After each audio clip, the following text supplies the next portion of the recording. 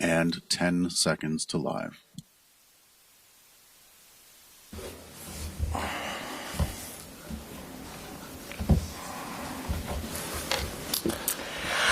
Hello, I'm Rebecca Spence with the press office at the Bank of Canada. Bonjour tout le monde. Welcome to the Bank of Canada and the press conference following today's interest rate announcement. Le gouverneur Macklem va prononcer sa déclaration préliminaire. Ensuite, on va tourner aux questions des journalistes. And after that, After journalists will have an Governor opportunity Macklem's opening to remarks, ask he and questions. Senior Deputy Governor Carolyn Rogers will be pleased to take questions until about 11:15. Over to you, Governor. Thank you, Rebecca, and good morning. I'm very pleased to be here with the Senior Deputy Governor to discuss our monetary policy decision. Today, the Governing Council maintained the policy rate at 2.25%. We have three main messages. First, steep U.S. tariffs on steel, aluminum, automobiles, and lumber have hit those sectors hard. And uncertainty about U.S. trade policy is weighing on business investment more broadly. But so far, the economy is proving resilient overall. Second, inflationary pressures continue to be contained despite added costs related to the reconfiguration of trade. Total CPI inflation has been close to the 2% target for more than a year now, and we expect it to remain near the target. And third, in the current situation, Governing Council sees the policy rate at about the right level to keep inflation close to the 2% target while helping the economy through this period of structural adjustment. Nevertheless, uncertainty remains high and the range of possible outcomes is wider than usual. If the outlook changes, we are prepared to respond. Today, Governing Council maintained the policy interest rate at 2.25%. We have three main messages. First, steep U.S. tariffs on steel, aluminum, autos, and lumber have hit these sectors hard. De façon plus générale, l'incertitude entourant la politique about U.S. commerciale trade des policy États-Unis pèse sur les is weighing investissements on des business investment entreprises. more broadly. Mais jusqu'à présent, But so far, l'économie se montre the economy résiliente is dans proving l'ensemble. resilient overall.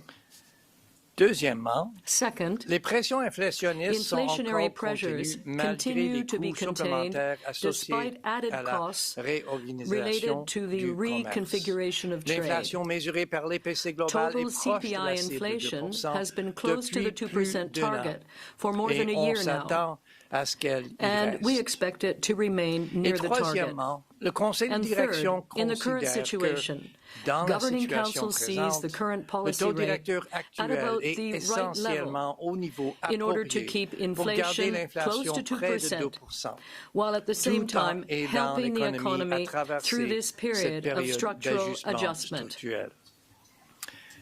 Mais l'incertitude demeure Nevertheless, élevée et uncertainty l'éventail remains des high, issues possibles and the est range plus of possible large outcomes que is wider d'habitude. than usual. Si les perspectives If changent, the outlook nous changes, sommes prêts we are à prepared réagir. to respond. So let me expand on how we're interpreting new information, the new information we received since we published our October monetary policy report. In November, Statistics Canada published broad revisions to Canada's economic growth numbers for 2022, 23, and 24. The revisions suggest the Canadian economy was healthier than we previously thought before we were hit by the U.S. trade conflict. In particular, they suggest both demand and economic capacity were higher coming into this year. This may explain some of the resilience we're seeing in more recent data.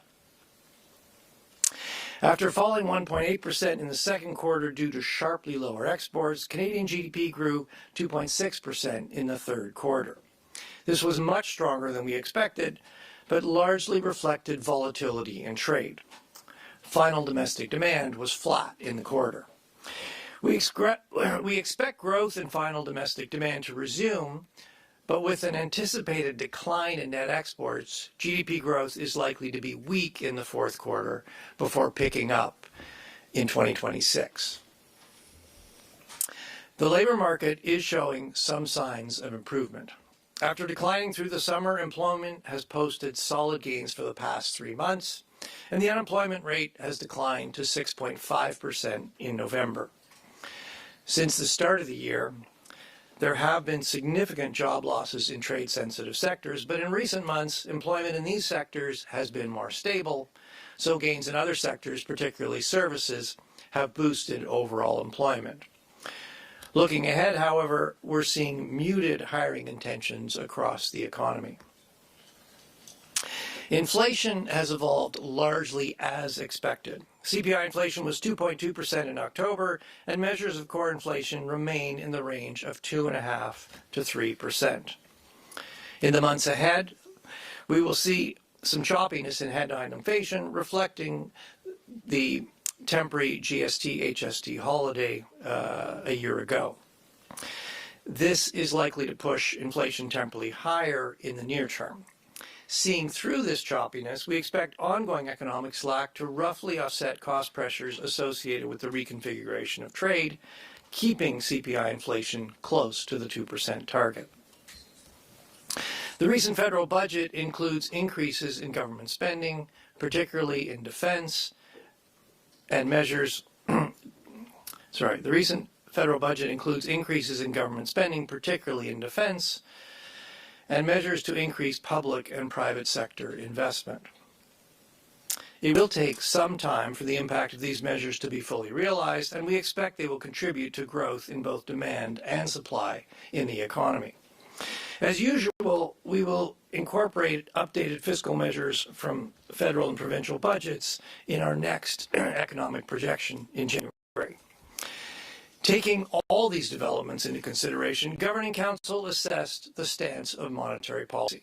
After cutting the policy rate in September and October, Governing Council had indicated that if inflation and economic activity were to evolve broadly in line with the October projection, the policy rate would be about right. While information since the last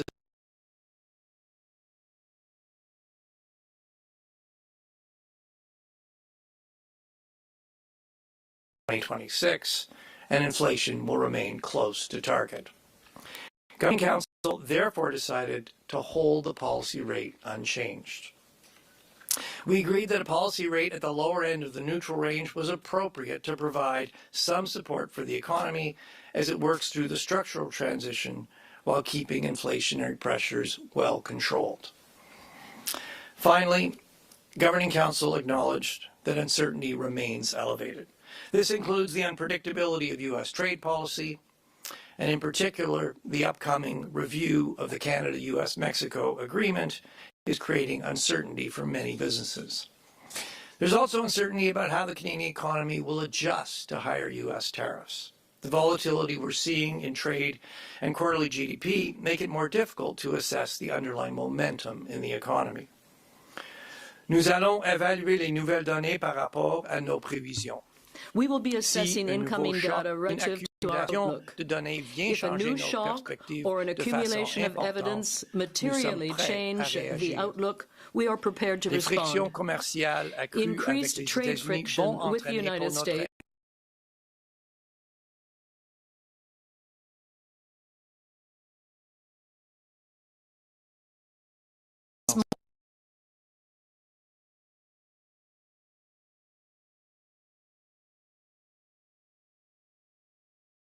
or lost supply, but it can help the economy adjust as long as inflation is well controlled. The Bank of Canada is focused on ensuring Canadians continue to have confidence in price stability through this period of global upheaval. We will be assessing incoming data relative to our outlook. If a new shock or an accumulation of evidence materially change the outlook, we are prepared to respond. Increased trade friction with the United States means our economy works less efficiently with higher costs and less income. This is more than a cyclical downturn. It's a structural transition. Monetary policy cannot restore lost supply, but it can help the economy adjust as long as inflation is well controlled. The Bank of Canada is focused on ensuring Canadians continue to have confidence in price stability through this period of global upheaval. And with that, we'd be very pleased to take your questions. Thank you, Governor. We'll start with questions here in the room and then go to reporters who are joining us remotely. As usual, please limit yourself to one question so that we can get to every media outlet. Before asking your question, kindly state your name and affiliation. Avant de poser votre question, prière de vous identifier et bravo de poser vos questions dans la langue officielle de votre choix. Feel free to ask your question in the official language of your choice. Mark. Thank you for taking the question, Mark Reynolds with Globe Mail. Wondering about the labor market. We've had 3 strong reports in a row. You seem to be downplaying a little bit, talking about weak hiring intentions, trade-sensitive sectors being hit. And so I'm just wondering how we should be thinking about how you are thinking about those 3 strong reports in the state of the labor market right now. Well, look, first, Mark, we're pleased to see the improvement in the labor market. As you said, we've had three reports with important job gains. The unemployment rate has come down to 6.5% in November. It's ticked down through the last 3 months. Pretty big move in November. So look, that is encouraging. And I mean, if you look at what's going on in the labor market, we saw some big job losses in the summer. Those were concentrated in sectors sensitive to trade. Through the fall, employment in those sectors has been relatively stable. It's still weak, but it hasn't weakened further. And at the same time, we've seen some hiring, particularly in services, things like healthcare, personal care, recreation, and that's flowed through to the bottom line. So you're seeing overall employment has moved up. So that is encouraging. There is some resilience to the economy. What I would say though is, looking forward, it hasn't fundamentally changed our view. The Canadian economy is going through a difficult structural adjustment. That is going to take some time. When you talk to companies, they're being very cautious about their investment plans. They're cautious about their hiring plans. So, yes, we are pleased to see this resilience. But going forward, we continue to expect fairly modest growth. We'll go next to Promit. Hi, Promit from Reuters. Governor, taking it further, what is the source of this resilience in the economy?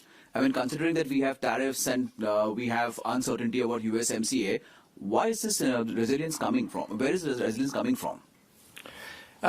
Look, it's a good question. And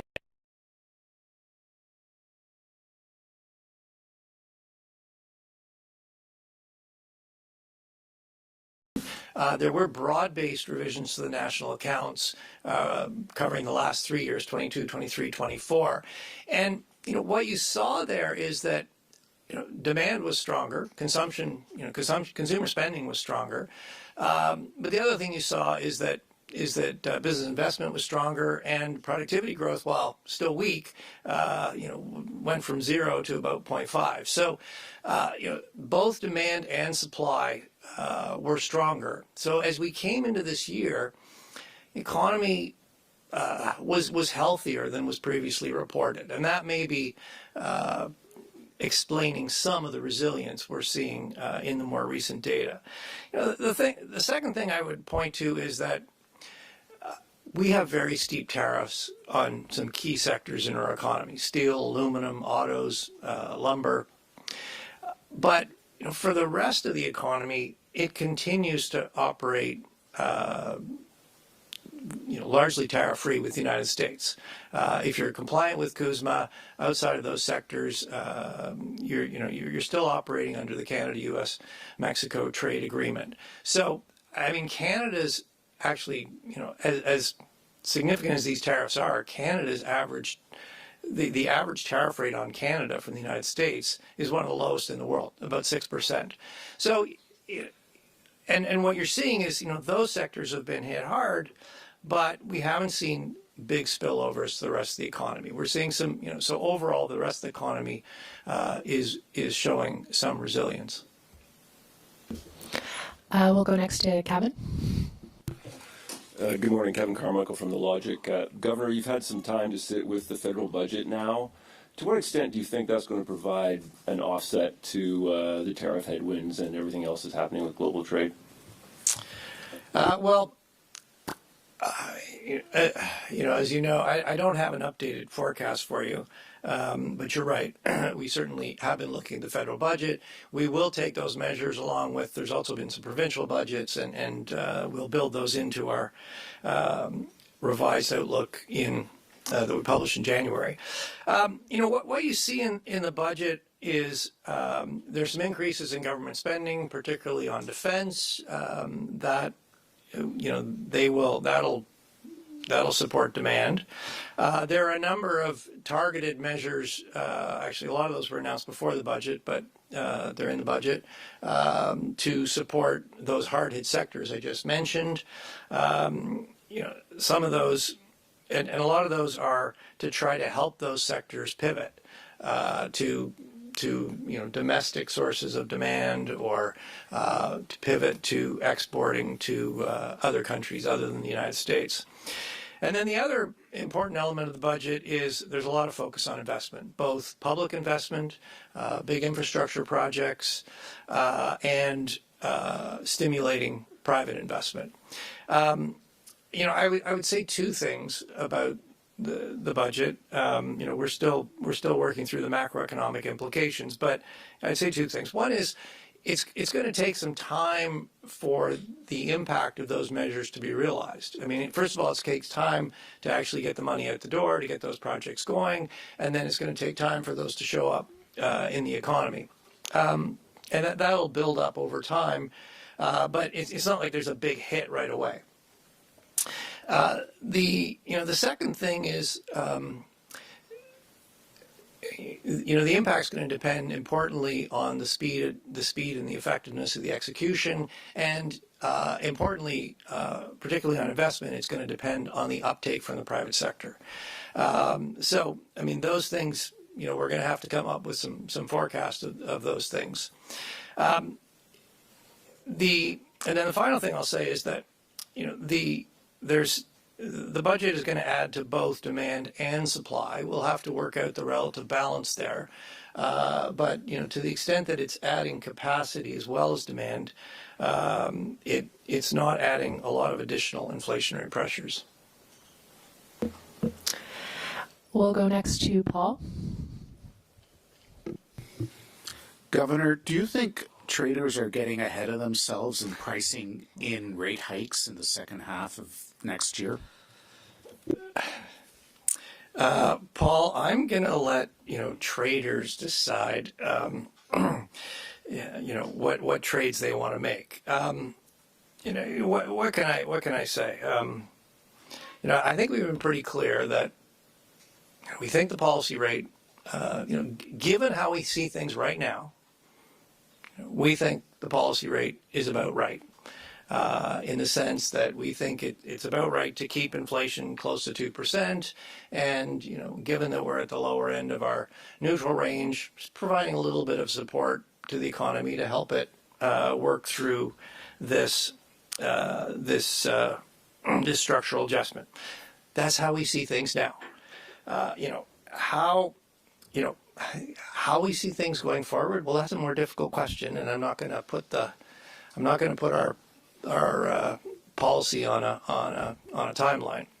I think what markets can count on is we're going to take our decisions one at a time based on the best available information, and as our views evolve, we will update Canadians, we'll update markets.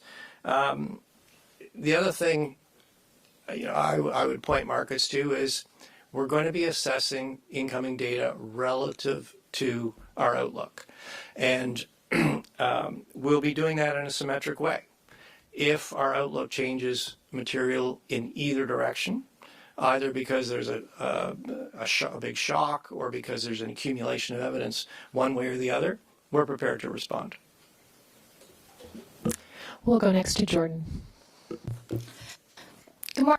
How concerned are you about the reliability of GDP coming out of Statistics Canada given the revisions to GDP in recent years, and you spoke about the volatility in quarterly data as well moving forward. So what ramifications does that have for monetary policy decisions if you're not getting a full picture of growth until after the fact? Well, I would underline Statistics Canada has a very tough job. And anytime you've got a lot of volatility in the data, that job gets harder.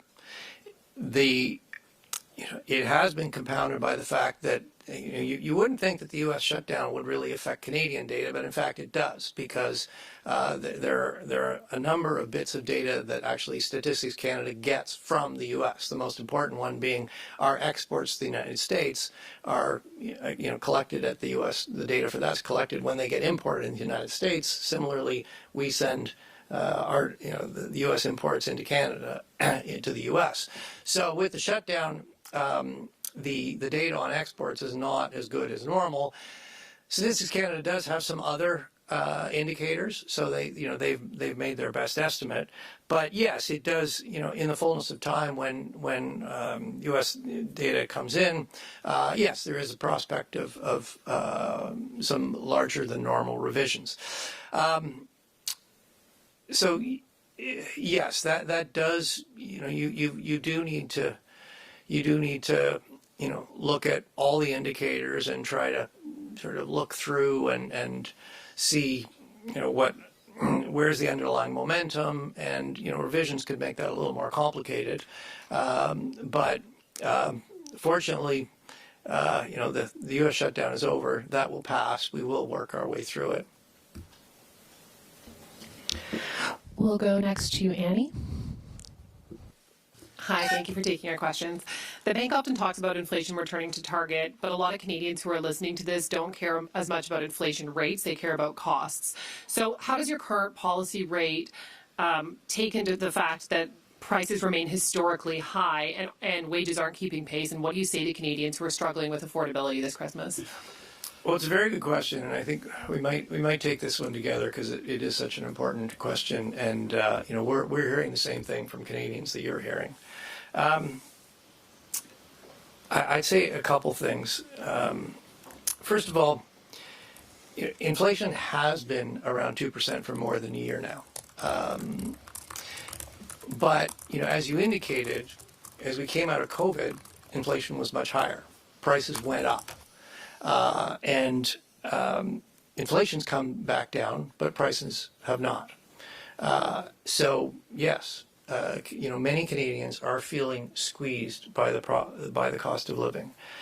What I would underline is two things. One is it underscores the importance of keeping inflation low, so that incomes can catch up.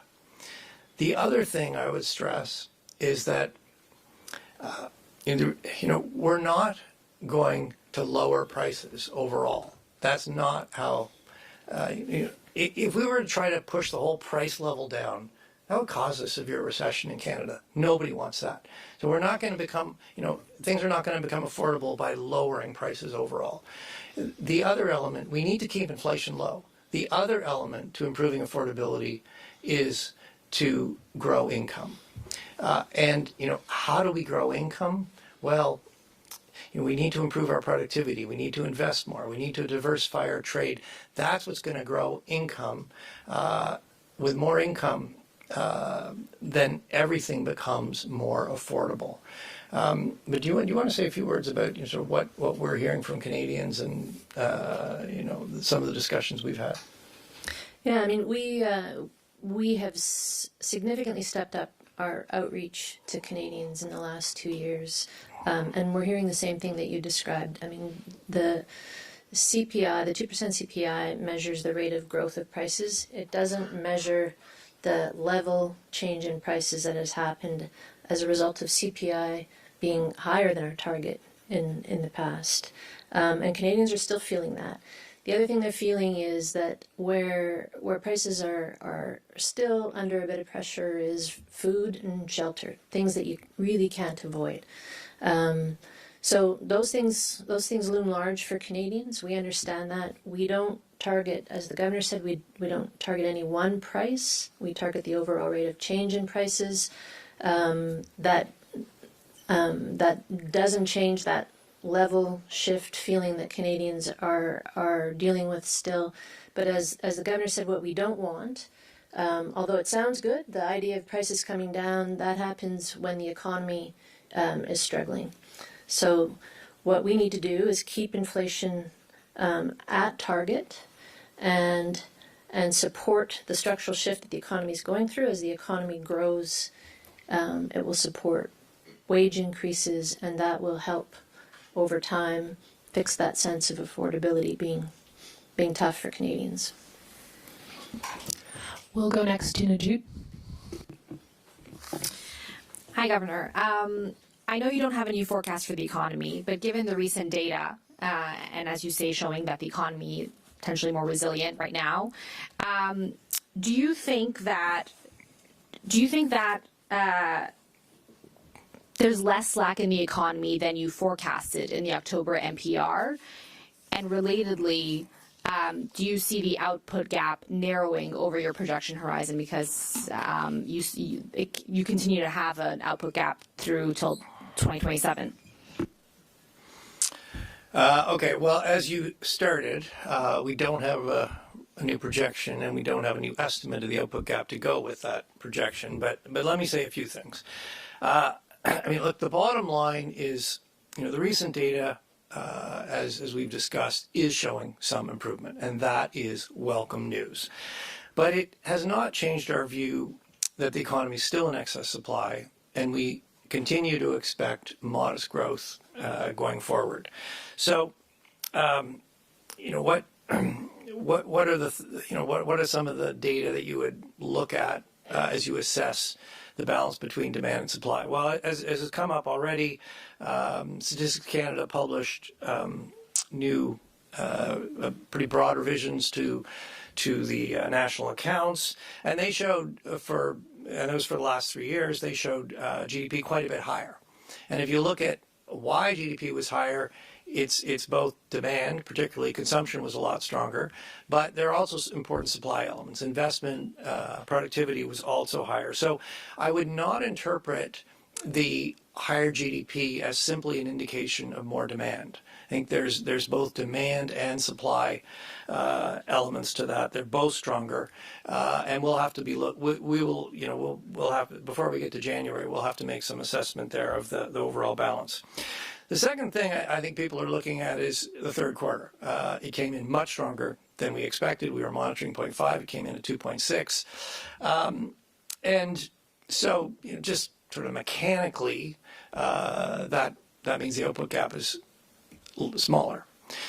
Again, though, I would underline that if you look at the details of Q3, it doesn't look like an indicator that demand in the economy was a lot stronger. I mean, Q3 was strong largely because imports were really weak. Final domestic demand was actually flat.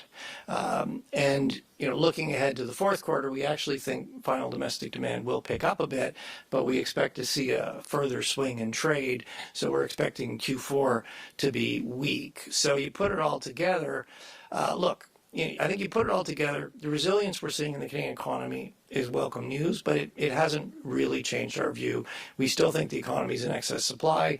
We still think growth will be modest because the economy is working through a structural transition. That's going to take time. And so, we still see that slack being taken up pretty slowly. We have a couple more questions in the room before we go to the phone, so we'll go next to Greg. Good morning. I want to return to Promit's question about, the tariffs and the influence on your policy. And I think of three elements. Firstly, investors thought we were almost guaranteed to have a recession. That appears that it hasn't happened. The secondly now is the idea that central bankers sometimes like to keep their powder dry in case there's another shock that could be related to trade. Wonder if that's in your thinking. And thirdly, you've also said that fiscal policy or government policies are better than monetary policy at helping affected industries, which could suggest that if Trump breaks another trade deal with Canada, the pecking order is maybe set more on the government side. So can you elaborate on how these tariffs, shocks, and threats have gotten you to this point, and what, more importantly, like how it might influence you next year? Yeah. I don't know where to start on that one, Greg. You packed so much into that question. Look, let me sort of just try to sort of review, I would say, what our thinking and how it's evolved. I mean, I think the first message is that it's been a difficult year for Canadians and Canadian businesses, but it's looking as the year's closing, it's looking a little better than it looked in the spring and the summer. To sort of walk you through that, you remember the spring in particular. President Trump threatened, then imposed, then retracted, then reimposed tariffs. As I have already spoken to, fortunately, the average tariff rate that Canada faces with the United States is among the lowest in the world. We've got some sectors that are hit really hard, but outside of those sectors, you can still trade largely tariff-free with the United States. And yes, through that spring and summer period, the R word people were talking about was recession. And we published scenarios where there were certainly scenarios for U.S. tariffs that could have pushed the Canadian economy into recession. Since then, I would say, now at the end of the year, as we get to the end of the year, the R word people are talking about is resilience. We've seen some improvement in the data. The last three employment reports posted solid gains. Q3, the economy expanded. We're certainly, I think, ending the year in a better place than it looked in the middle of the year. But there's still a significant adjustment to work through. I would say that's how we're seeing it. You're right. A number of things play into this. We're going to be assessing the impact of the budget in February, but that's really I think that's sort of the best way I can lay out how things have evolved over the last year. We'll go now to Mackenzie. Hi there.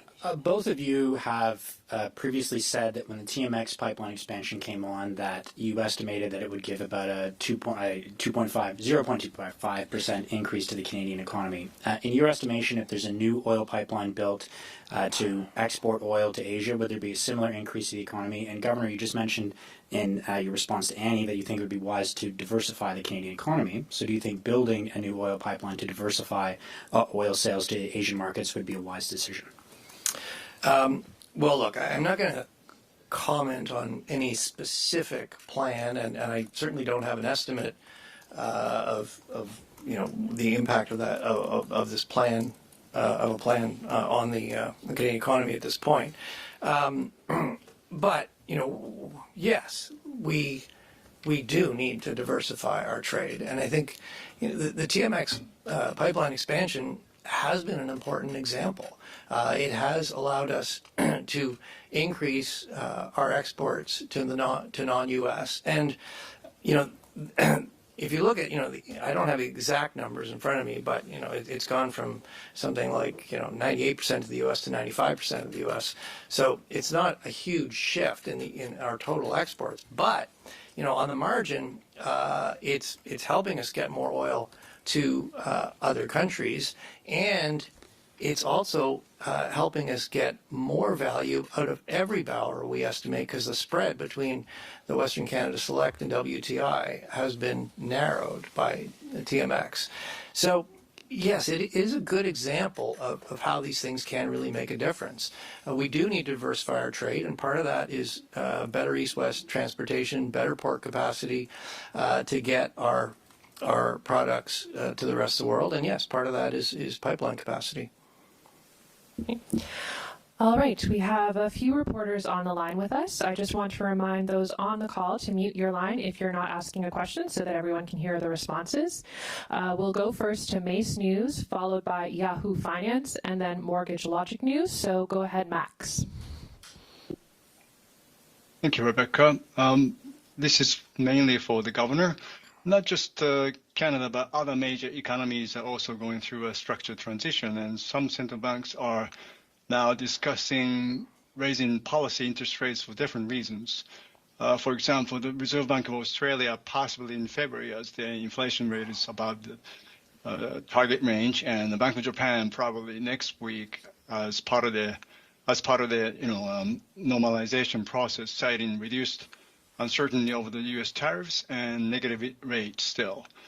And so, compared to those economies, is Canada's exposure to the U.S. trade policy is still much more serious? And you mentioned the average 6% tariff rate for Canada.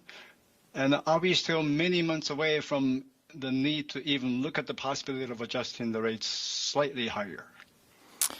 Well, I don't really have much to add on rates. I think I've been pretty clear. We think, based on how we see things now, we think policy rate is in the right place.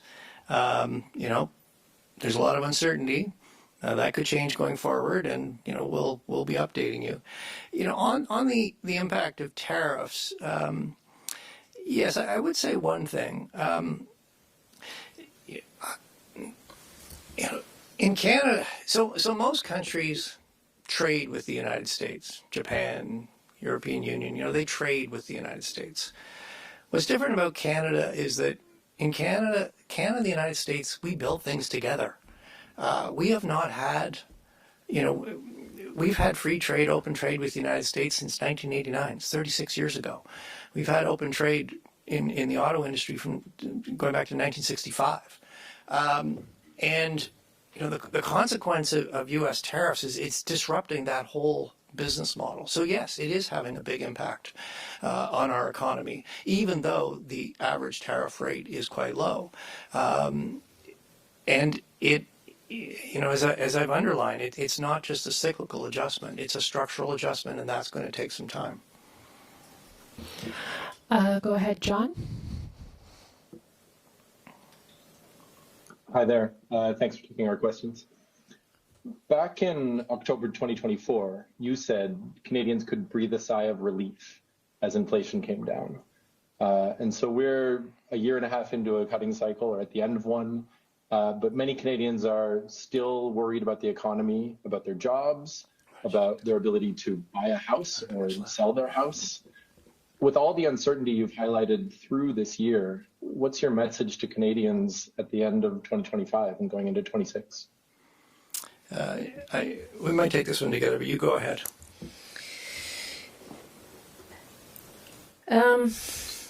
It's a tough message. As we said earlier, in response to a question, we know when we talk about inflation being back to 2% and how that's a good thing and that should help relieve some pressure for Canadians, that doesn't tell the whole story for them. They're still dealing with higher prices than a year ago or 2 years ago.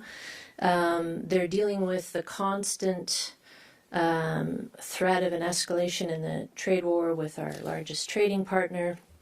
And despite the fact that the economy has proven resilient, there is a sort of an overwhelming feeling of uneasiness or uncertainty that I think hangs over Canadians right now. So we're acutely aware of that. The one thing that we will continue to focus on and continue to contribute to that picture for Canadians is to keep inflation at target. It's not going to bring prices down. We know that. We talked about that earlier. But it is a source of stability that we can add to a very uncertain picture. We'll go next to Robert. Good morning. You mentioned you'll be updating people as the bank's rate outlook changes. I'm wondering if we could drill down on that a little bit. And the reason I ask is because in the months leading up to the steep 2022 hikes, over half of Canadian mortgagers were still taking variable rates, and it caused a lot of unnecessary pain. And so I'm wondering, can you talk about whether it's the bank's policy to warn the public as soon as it believes there's a materially higher probability of rates going up versus staying the same or falling? I mean, our policy is to call it as we see it, and as our, that's partly why we put out an economic outlook. This is when we put out an outlook, it's because that's our best assessment of where the economy is going. We know we need to be humble about that outlook. We know there's a lot of uncertainty. We know the situation could change, but we put that out because that's monetary policy has to be forward-looking. We're putting that outlook is because that's the basis, along with the risks that we're using to take our monetary policy decisions. And then the second thing is we're going to be assessing the data relative to that outlook. So, I mean, even before you hear from us, if you can see the data that is coming in a lot stronger than the outlook we've published, you can be assured that we're asking ourselves, we've noticed that data's coming in a lot stronger. We think that's going to be sustained. Is it temporary? Is it more lasting? Is that materially changing our outlook? And as I said, as our views evolve, we will be updating Canadians. I'm not sure. The thing I'd add to that, Robin, you know this well, you've written about it, is Canadians choose their mortgage terms for a variety of reasons. The path of rates is one of those reasons. So as the governor said, it's our job to be really clear about where we see the economy going and how that's affecting our decisions. At the end of the day, it's the job of mortgage brokers and other financial advisors to take that and other things into account as they advise clients about their mortgage terms and conditions. All right, and our final question will be from the Canadian Press. Ian, go ahead. Thanks for squeezing me in. Just on, you mentioned shelter costs still being elevated. Can you update kind of where you're seeing shelter costs going next year and how concerned you are about the kind of final wave of mortgage renewals? Yeah, I mean, it's tough to talk about Canada's housing market in at a national level right now because there's a lot of regional differences. But I think generally we would say we see better balance in the housing market. Sales to new listings looks pretty balanced.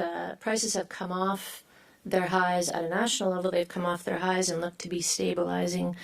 Overall activity looks to be better balanced right now. But again, that national picture masks some more imbalanced markets both in sort of some regions and some housing types. So I think in general we don't expect another surge in house prices. We do expect maybe a continued correction in some of the higher price markets. Overall, both interest rates and supply conditions are helping to improve affordability on the margin, but we've got a ways to go. We've got a structural housing supply issue in Canada, and really until we address that, I think there'll still be pressure on affordability, particularly for first-time home buyers.